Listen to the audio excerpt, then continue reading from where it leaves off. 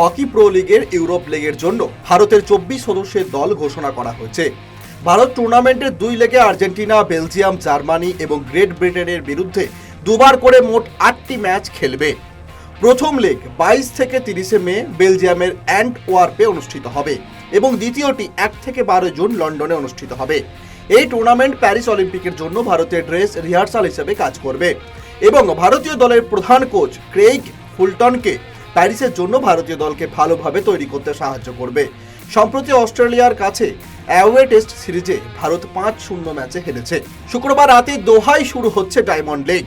Olympic শিরোপা রক্ষা, দ্বিতীয় ডায়মন্ড লিগের মুকুট পরা এবং সেই সঙ্গে অধরা 90 মিটার চিহ্নের তারা, এই তিনটিকে লক্ষ্য করে শুক্রবার কাতার স্পোর্টস ক্লাবের অভ্যন্তরে সুহাইম বিন হামাদ স্টেডিয়ামে নিরজ তার অভিযান শুরু করছেন।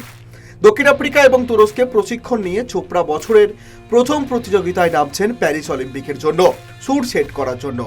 দোহায় একজন অভিজ্ঞ পেশাদার এবং ফেভারিট হিসাবে প্রবেশ করছেন তিনি। তার সাথে থাকছেন কিশোর কুমার জেনা, যা ডায়মন্ড লিগে অভিষেক হবে।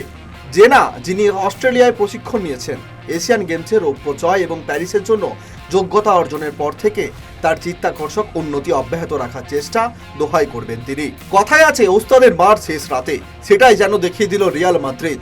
বায়ার্ন মিউনিক ম্যাচের 87 মিনিট পর্যন্ত 1-0 গোলে এগিয়ে শেষ 3 মিনিটে ঝড়েই লন্ডভন্ড বায়ার্ন জয় নিয়ে মাঠ ছাড়ল রিয়াল, উঠে গেল ফাইনালে। বুধবার রাতে চ্যাম্পিয়ন্স লিগের সেমিফাইনালের দ্বিতীয় লেগে 2-1 গোলে জয় পেল রিয়াল মাদ্রিদ। 2 লেগ মিলিয়ে তারা জয় পেল 4-3। আলিয়াঞ্জ অ্যারেনায় তারা ড্র করেছিল 2-2 গোলে। আগামী 26 জুলাই থেকে শুরু হবে 133তম ডুরান্ড কাপ, হবে 31 আগস্ট পর্যন্ত। এবারে ডুরান্ড কাপের দায়িত্ব পেয়েছে জামশেদপুর। গতবার ডুরান্ড কাপ হয়েছিল কলকাতায়, মোহনবাগান ইস্টবেঙ্গলকে পরাজিত করে জিতেছিল খেতাব। এবারে ডুরান্ড কাপ মোট 24টি দল অংশ নিচ্ছে। গত আসরে আয়োজক কমিটি প্রথমবারের মতো নেপাল, বাংলাদেশ ও ভুটান থেকে দলকে আমন্ত্রণ জানিয়েছিল। এবার দেশগুলিকে আমন্ত্রণ জানানো হবে কিনা সে নিয়ে কিছু জানা যায়নি।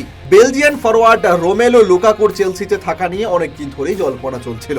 অবশেষে তাকে বিক্রি করে দিল ইংলিশ প্রিমিয়ার লিগের জায়ান্ট ক্লাব চেলসি। আসন্ন গ্রীষ্মকালীন দল বদলে লুকাকুকে বিক্রি করতে চাইছে চেলসি।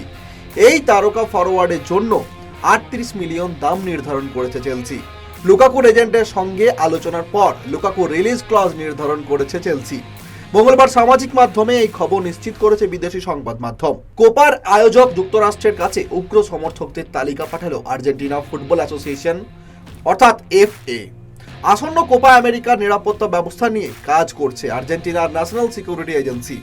সেই ধারাবাহিকতায় তারা উগ্র সমর্থকদের এই তালিকা তৈরি করেছে। পুরো বিষয়টি এক্স এক পোস্টের মাধ্যমে জানিয়েছেন আর্জেন্টিনার নিরাপত্তা বিষয়ক মন্ত্রী প্যাট্রিসিয়া বালরিচ।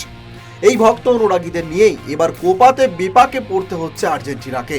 আসন্ন কোপা আমেরিকার খেলতে যুক্তরাষ্ট্রে যাচ্ছেন বিশ্ব চ্যাম্পিয়ন আর্জেন্টিনা। আর এই কোপা আমেরিকাকে কেন্দ্র করে কিছু সমর্থককে নিষেধাজ্ঞা দিতে যাচ্ছে আর্জেন্টিনা। আর কোপার জন্য কিছু উগ্র সমর্থকের একটি তালিকা তৈরি করে যুক্তরাষ্ট্রকে পাঠিয়েছে আর্জেন্টিনা। উল্লেখ্য, এবার বেশ কিছু আন্তর্জাতিক টুর্নামেন্ট রয়েছে যুক্তরাষ্ট্রে।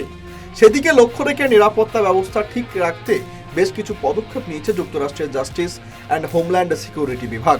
শুক্রবার দোহায় ডায়মন্ড লিগ শুরু। তার আগে বৃহস্পতিবার রাতে দোহা ডায়মন্ড লিগের প্রাক্কালে নীরজ চোপড়া বলেছেন, আমি জানি আমি 90 মিটার ছুড়ব, কিন্তু এর জন্য ধারাবাহিকতা খুবই গুরুত্বপূর্ণ। নীরজ বলেছেন, প্রস্তুতি ভালো হয়েছে, আমি আজকের জন্য প্রস্তুত।